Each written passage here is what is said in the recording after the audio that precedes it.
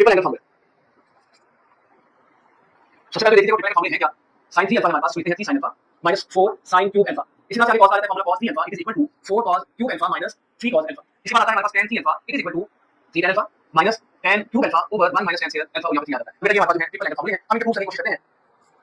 Proof सबसे पहले करते हैं sin 3 अल्फा, एक बार 3 sin alpha minus 4 sin cube alpha. बेटा क्या करते हैं आप लोग using the same formula sin alpha plus beta which is also known as the general formula sin alpha cos beta plus cos alpha and sin beta आ जाता है। बेटा क्या करते हैं यहां पे लेट कर देते हैं कि मतलब बीटा है 2 अल्फा के इक्वल है, तो sin alpha plus 2 alpha equal sin alpha cos 2 alpha plus cos alpha sin 2 alpha.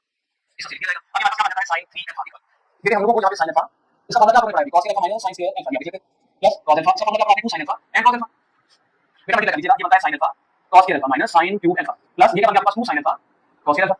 अब हमारे पास जो वैल्यू है ये दोनों एक जैसी वैल्यूज हैं। आप इनको प्लस कर लीजिए तो आपके पास आ जाएगा 3 sin alpha cos square alpha minus sin cube alpha. अब आप लोग यहां पे cos स्क्वायर नहीं है फॉर्मूले में, तो क्या करते हैं सुनते हैं 1 minus sin square alpha minus sin cube alpha. बेटा मल्टीप्लाई कर लीजिएगा 3 sin अल्फा, ये 3 sin अल्फा आपके पास और मल्टीप्लाई कर रहा है आगे माइनस 3 sin क्यूब अल्फा हो जाएगा स्क्वायर और ये एक वैल्यू मल्टीप्लाई करते हैं तो क्यूब बन जाते हैं, बाकी आ रहा है sin क्यूब अल्फा। अब आप देखिए 3 sin अल्फा आ रहा है यहां पे और बेटा ये एक और ये 3 मिलकर क्या बन जाएंगे 4 sin क्यूब अल्फा। तो ये आप लोगों ने प्रूव करना था। देखते हैं इसका cos का formula cos 3 alpha equal 4 cos cube alpha minus 3 cos alpha.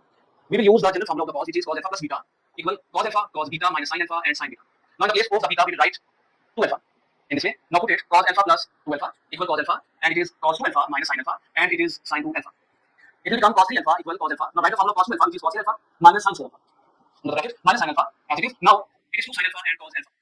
Multiply the terms, it will become the cos cube. Cos alpha multiply sin 3 alpha minus it is 2 sin 3 alpha cos alpha. Cos cube alpha minus we have the same values with the same signs, that is why we will add them and it will become 2 sin 3 alpha cos alpha. Cos cube alpha minus 3. In the place of sin alpha, you can write 1 minus cos alpha cos alpha. Cos cube alpha minus multiply the terms 3 cos alpha minus minus plus 3 cos alpha multiply cos alpha, it will become cos cube alpha.